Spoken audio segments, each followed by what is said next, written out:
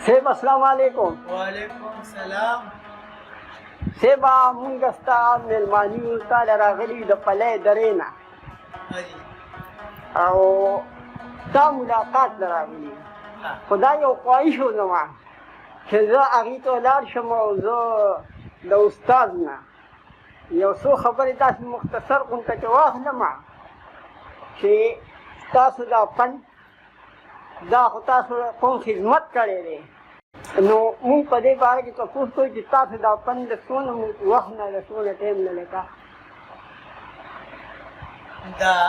فن چې زما کوم دی نو دا سره پنځلسو کالو چې زه دې ته وتلم بیا د پنځلسو کالو نه شاته به عوامو ته او تاسو ته ما مجلس کوو خو الله پاک دې راته راوستلم او د عوامو په همت باندې راغلم د عوامو ما څخه مینه وه بیا ریډیو ته لاړم نواب علي خان صاحبونه هغه واخیستم د دې توبیانو بیا د یې نه شاته ټي وي ته لاړم د چکلالا نه به مې پروګرامونه واخیستل هلکو ما دلته ټي ویګان نه بعد د یې نه پېښور ته ټي وي راغی سپینو بیا هغې ته شو ماښام ختم شو بیا رنګین شو او په دې ششو پټ کې غم یم او راغلی ستاسو هره داسې ښکلو ښکلو خلکو په دواګانو کې راته کېږي داسې مونږ یو مولانو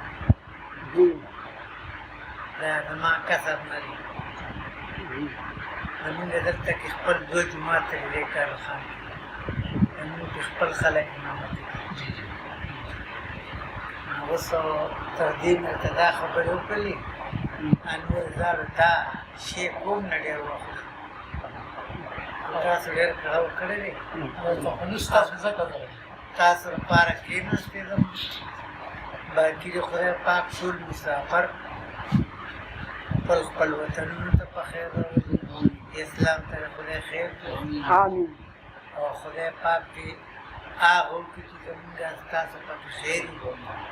او خدای دې زمونږ ستاسو بچو ته ټول مسلمانانو ته خیر او دیو تپوس کوم تاسو ته دا لقب چې کوم دی ملا عبدالوهاب صاحب وایي دا لقب تاسو ته چا درکړی وه دا موږ خپله تني دا الله پاک راکړی موږ مولان یو جی جی جی خانداني د 500 د 300 د 400 دې پیړو نه موږ مولان یو دې کلي کالو خان کلي خاص باشنده اوسېدونکي واړه دې باشنده نه عالمان تېر شوي یو زه پکې ما نه مغلوب پېښې او بس پکې السلام علیکم السلام علیکم دا انټرویو د مولا عبدالوهاب د ثوابه کالو خانو پخوانی فنکارو ډېر ښایسته سینګر و هغې انټرویو مو هم تاسو ته د پلی ګلونه چینل نه پیش کړه زه یم عماد علي شاه او د محمد فرمان د ضرب چې کوم دی نو او د کیمرامین قریشي پلی زه به ستاسو ډېره شکریه ادا کوم والسلام